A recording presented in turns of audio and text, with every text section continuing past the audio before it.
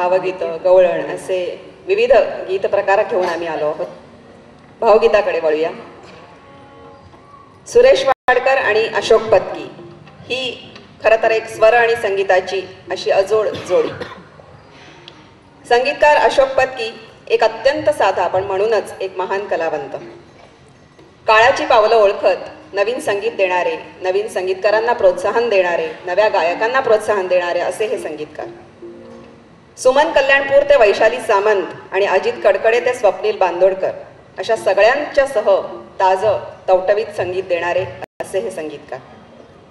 एकदाच यावे सखया, वाट इथे स्वप्नांची, केतकीच्या बनी, नाविकारे अशी गर्द हिरवी धुंदीची गीते देणारे अशोक पत्की यांचं हे पुढचं गीत सुरेश वाडकर यांच्या आवाजातलं तू सप्तसूर माझे या अल्बममधलं हे पुढचं गीत सादर करीत आहेत आपल्या पुढे राहुल रानडे.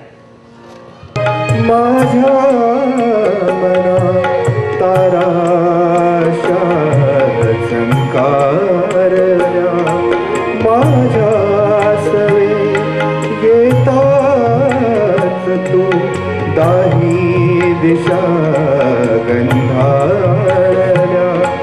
हे हासणे अंदाजणे, हे हासणे अंदाजणे, हा खेळून पावसाचा तू सप्तसूर माझे, तू श्वास अंतरीचा गाण्यास लाभला, तव स्पर्श अमृताचा तू सप्तसूर माझे, तू श्वास अंतरीचा तू सप्तसूर माझे, तू श्वास अंतरीचा.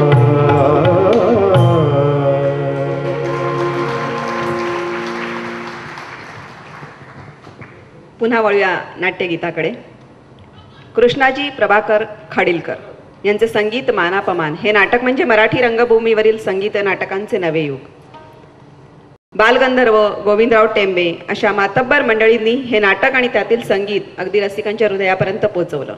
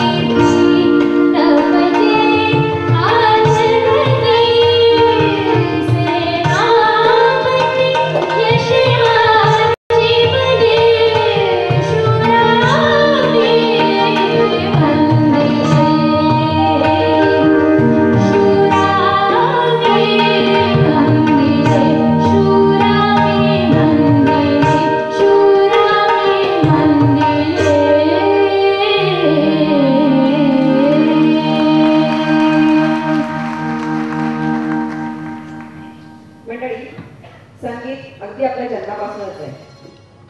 आपण संगीत ऐकतो, आईच्या अंगाई गीतापासून आपली ती सुरुवात होते. उत्कृष्ट संगीत म्हणजे एकत्र मिळून एकटे जगण्याची कला. पंडित हृदयनाथ मंगेशकरांचं संगीत सुद्धा असंच. ऐकताना आपण आपल्यातल्या स्वतःबरोबरच काही क्षण जगतो असं वाटतं. आणि शांताबाई शेळके म्हणजे निसर्ग कवयित्री. निसर्गातील प्रत्येक बिंदूंवर त्यांचं अत्यंत प्रेम. अनेक कथा, कादंबऱ्या, काव्यसंग्रह, ललितलेख असे अनेक विविध प्रकार त्यांनी हाताळले आहेत. आणि सृष्टीचं मानवाची किती सखोल असं नातं आहे हे त्यांच्या काव्यरचनांमधून आपल्याला दिसून येतं. शांताबाई शेळके यांचं गीत, पंडित हृदयनाथ मंगेशकर यांचं संगीत आणि आशाताईच्या आवाजातलं चैत्र डेक या चित्रपटातलं हे पुढचं गीत नभ उतरलं आपल्याकडे सादर करीत आहेत कृतिका संगम यांचं.